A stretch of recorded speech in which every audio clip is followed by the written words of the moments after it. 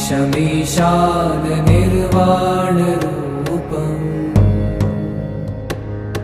विभुं व्यापकं ब्रह्मवेदस्वरूपम्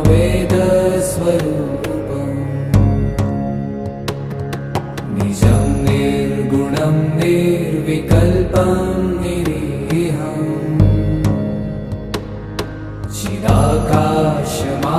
चिदाकाशमाकाशवासं भजेऽहम्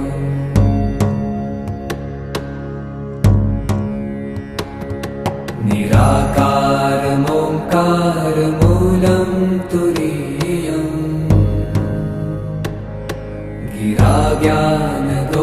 गिराज्ञानगोतीतमीशं गिरीशम्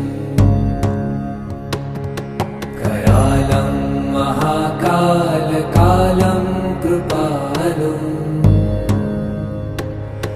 गुणागार संसारपारं नतोऽहम्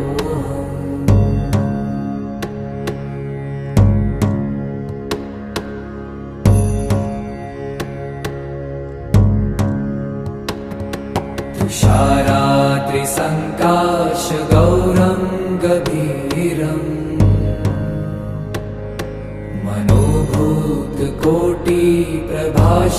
मनोभूतकोटिप्रभाश्रीशरीरम् स्फुरन्मौलिकल्लोलिनी चारुगङ्गा लसद्भालबालेन्दुकण्ठे भुजङ्गा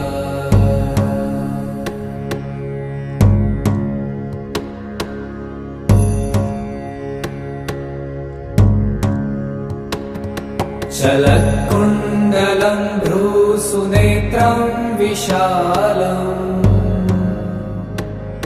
प्रसन्नाननं नीलकण्ठं दयालम् मृगाधीशचर्माम्बरं मुण्डमालम् प्रियं शङ्करं सर्वनाथं भजामि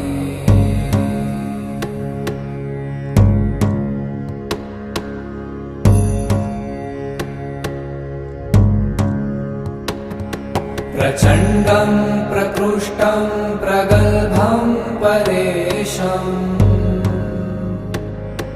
अखण्डम् अजं भानुकोटिप्रकाशम्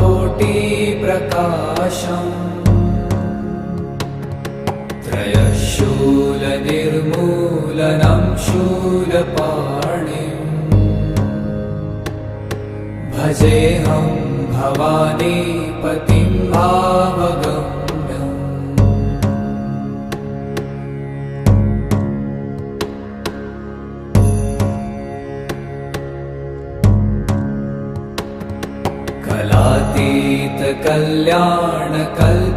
कलातीतकल्याणकल्पान्तकारी सदा सज्जनानन्ददाता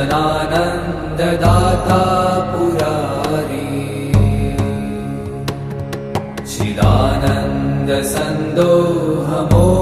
चिदानन्दसन्दोहमोहापहारी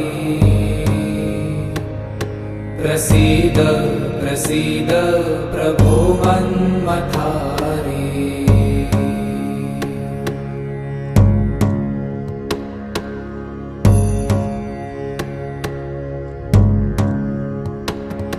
न यावत् उमानाथ पादारविन्दम् भजन्ति ह लोके परे वा नराणाम् न तावत् सुखं शान्तिसन्तापनाशम्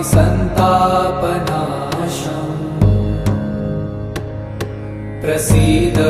प्रभो सर्वभूताधिवासम्